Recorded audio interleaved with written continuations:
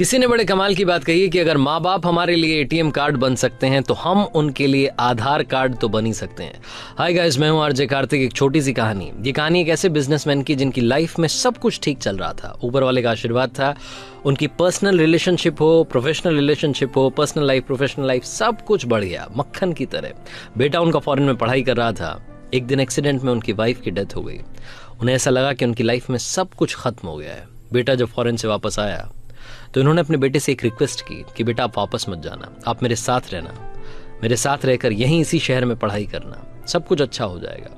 अब आसपास के लोग होते हैं जो राय देने लगते हैं। इन्हें काफ़ी लोगों ने राय दी, रिश्तेदारों ने कहा, दोस्तों ने कहा कि भाई साहब दूसरी शादी कर लीजिए, आपकी लाइफ फिर से पटरी पर आ जाएगी। लेकिन इन्होंने उन लोगों से कहा कि मेरी वाइफ मेरे ऊपर बहुत बड़ा उपकार करके गई है, मेरा बेटा मेरे साथ छोड़ के गई है।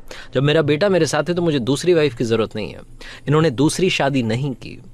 ये इंतजार करते रहे कि बेटा बड़ा हो जाए, बिजनेस संभालने के लायक हो जाए। जब बेटे ने पढ़ाई पूरी कर ली तो बेटे को अपना बिजनेस सौंप दिया। उसके बाद ये ऑफिस कभी कभी चले जाते थे, दोस्तों के साथ मिलने के लिए, बात करने के लिए बैठा करते थे। इन्हें लग रहा था कि वापस से लाइफ पटरी पर आ रही थी।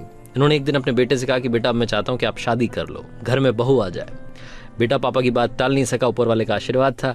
जो मन में ख्वाहिश करी वो पूरी हो गई। शादी हो गई बेटे की, बहू आ गई।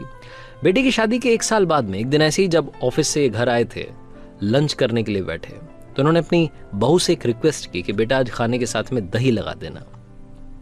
और बहू ने कहा कि पिताजी दही तो खत्म हो गया है। पिताजी बिना दही खाए सिर्फ खाना खा करके चले गए। उसके बाद में बेटा बहू के साथ में खाना खाने के लिए बैठा तो पता नहीं कहां से कटोरी में दही आ गया। बेटे ने वो देख लिया, लेकिन बेटे ने अपनी वाइफ से कुछ नहीं कहा। बेटा भी चुपचाप ऑफिस चला गया। कुछ दिन के बाद में बेटे ने अपने पापा को कॉल किया और कहा कि पापा आप जल्दी से ऑफिस से आ जाइए, मुझे आपको लेकर के कोर्ट चलना है और आपकी दूसरी शादी करवानी है।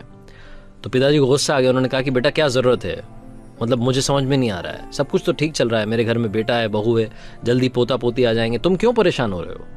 तुम्हें क्या माँ की जरूरत है? मैं हूं जो तुम्हें इतना सारा प्यार दे रहा हूं, इतने सालों से प्यार देते आ रहा हूं। बेटे ने जो कहा वो ध्यान से सुनिएगा।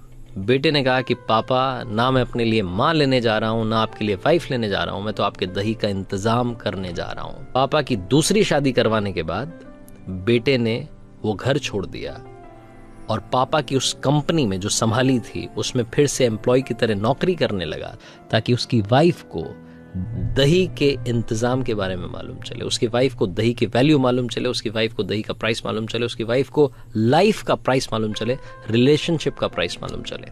ये छोटी सी कहानी लाइफ में बहुत बड़ी बात सिखाती है। फैमिली है तो सब कुछ है, अपने हैं तो सब कुछ है। आज हर कोई फैमिली से दूर भागना चाहता है, अलग होना चाहता है, अलग होने लग गए हैं लोग।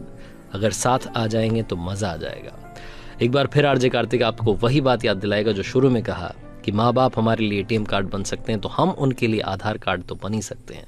याद रखिए, आरजे कार्तिक की नई कहानी हर सोमवार सुबह 9:30 बजे सिर्फ मेरे पेज पर, मेरे चैनल पर। कर दिखाओ कुछ ऐसा कि दुनिया करना चाहे आपके जैसा।